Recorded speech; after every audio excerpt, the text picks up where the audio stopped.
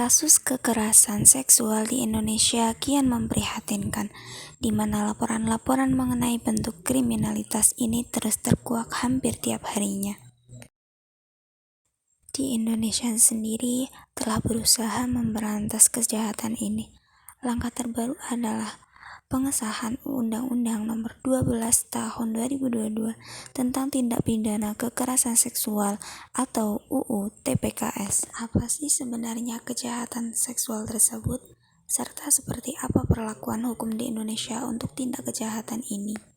Menurut Organisasi Kesehatan Dunia, kekerasan seksual didefinisikan sebagai segala perilaku yang dilakukan dengan menyasar seksualitas atau organ seksual seseorang tanpa persetujuan.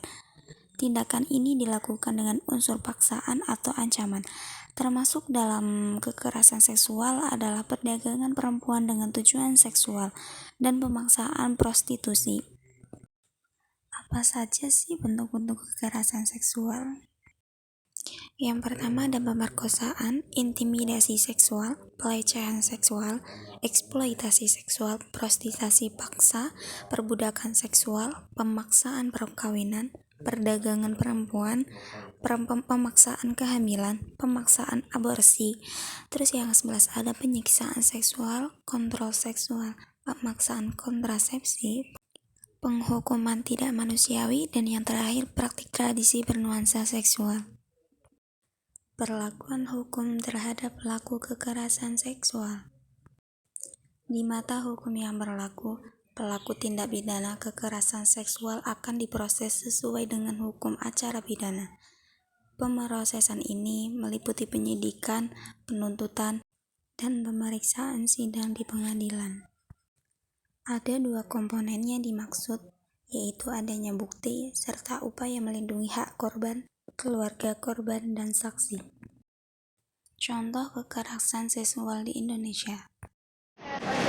Seorang oknum guru agama di salah satu sekolah dasar di Aceh Utara diamankan polisi terkait dugaan pencabulan 16 anak di bawah umur.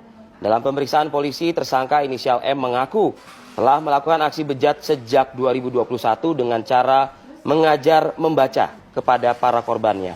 Polisi sendiri saat ini masih terus menunggu para pelapor lainnya dan hingga kini telah terdata 16 orang yang mayoritas ini anak-anak di bawah umur.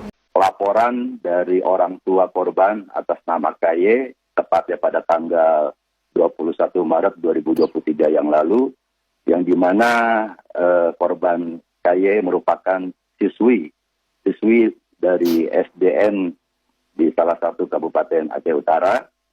Kemudian korban KY diantar sama orang tuanya untuk melaporkan ke Satreskrim Polres Aceh Utara. Kemudian pada tanggal 21 tersebut kita berhasil menerima pelaporan pengaduan sebanyak 4 laporan pengaduan dari 4 korban yang sudah melaporkan kepada kita.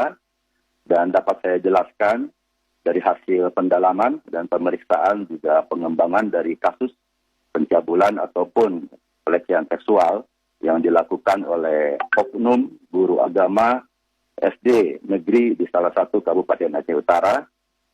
Kami telah berhasil menangkap tersangka M tepatnya pada tanggal 29 Maret 2023. Kemudian setelah kami tangkap tersangka M merupakan oknum guru pada salah satu SD negeri di Kabupaten Aceh Utara, dan pada saat pemeriksaan oknum guru tersebut telah mengakui perbuatannya tersebut, dan akhirnya kami bersama jajaran Satreskrim Aceh Utara melakukan koordinasi dengan Kemensos RI dan juga Kemen PPPA RI, dan juga kami telah melakukan sosialisasi tepatnya pada tanggal 5 April 2023 yang lalu.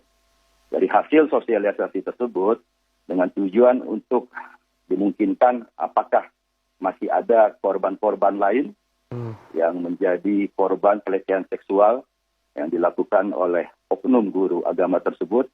Dan pada saat itu kami berhasil menerima tambahan laporan pengaduan sebanyak Adapun dampak kekerasan seksual, anak-anak yang mengalami pelecehan seksual yang berisiko tinggi mengalami kecemasan kronis, ketegangan, serangan panik, dan timbulnya berbagai jenis fobia atau ketakutan.